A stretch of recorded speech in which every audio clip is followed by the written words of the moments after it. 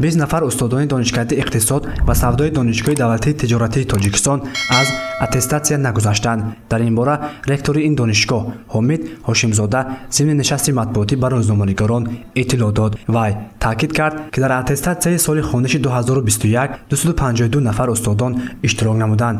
онҳое ки аз аттестатсия нагузаштанд боз имтиёз дода шудааст. мақсад аз гузарондани аттестатсия ин баландбардоштани савии дониши омӯзгорон маҳсуб мешавад.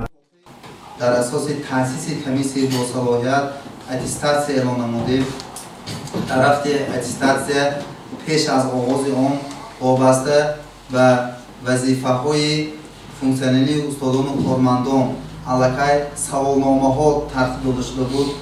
ҳангоми гузарондани аттестатсия аъзои комиссия ҳолатҳои омодагии устодон дар ҷодаи корҳои таълими методӣ, илмӣ тадқиқотӣ, тарбиявӣ, муносибатҳои байналхалқӣ, гузаштани такмили ихтисос, саводнокӣ, донишандозии онҳо дар рафти аттестати санҷида шуд. ҳоло шумори умид донишҷӯёни ин донишкада 3735 нафарро ташкил медиҳад. аз ин шумора 449 нафарашон донишҷӯёни ҷумҳурии Ӯзбекистон мебошанд, ки таҳсилашонро дар донишгаҳи иқтисод ва савдои донишгоҳи давлатии тиҷоратии Тоҷикистон идома дода истодаанд. барои донишҷӯёни хориҷӣ як қатор имтиёзҳо дода шудааст. раванди таҳсил барои донишҷӯёни хориҷӣ пурра бо забони русӣ ба роҳ монда шудааст. ҳамчунин имсол дар донишкада баҳри пешбурди фаъолияти таълимӣ 8 ихтисоси нав, ки дар бозори меҳнат рақобатпазир аст, ҷорӣ карда шудааст.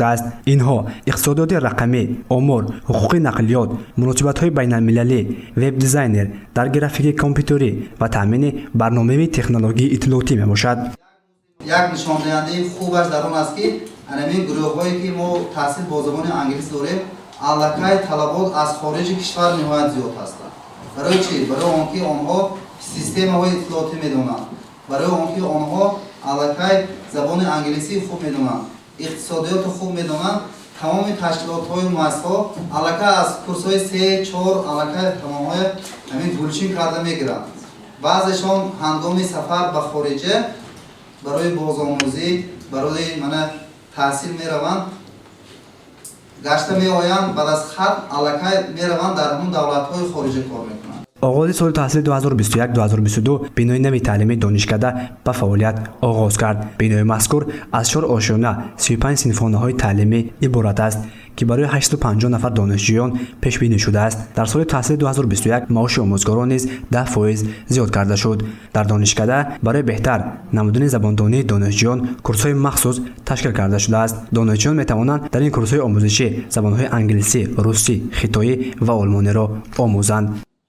ҳадафи асосии донишкада ин омода намудани мутахассисони баландихтисосе дар бозорҳои дохилию байналмилалии ҷавобгӯ дар сатҳи баланд омӯзондани донишҳои касбиву иқтисодию ҳуқуқӣ, одоби муоширати касбӣ, технологияи инноватсионӣ ва иқтисодиёти рақамӣ, инчунин на кам аз 3-4 забонҳои хориҷӣ мебошад. барои бо ҷои кор таъмин намудани хатхонандагон донишкада ба беш аз 220 корхонаҳо ҳамкорӣ дорад. барои тақвият додани дониши омӯзгорон ва таҷриба андохтан ҳар сол устодон ва донишҷӯён ба хориҷи кишвар сафар мекунанд.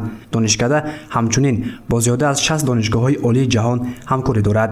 хатмкунандагон метавонанд баъд аз хатми донишкада таҳсили худро дар ин донишгоҳҳо ба роҳ монанд. нишасти матбуотии донишгаҳи иқтисод ва савдои донишгоҳи давлатии тиҷоратии Тоҷикистон беш аз 1 соат давом карда журналистон ба саволҳои худ посух гирифтанд. гузориши Насибҷон Абуев ва Аъзам Раҳимов барои барномаи иттилооти Хабар.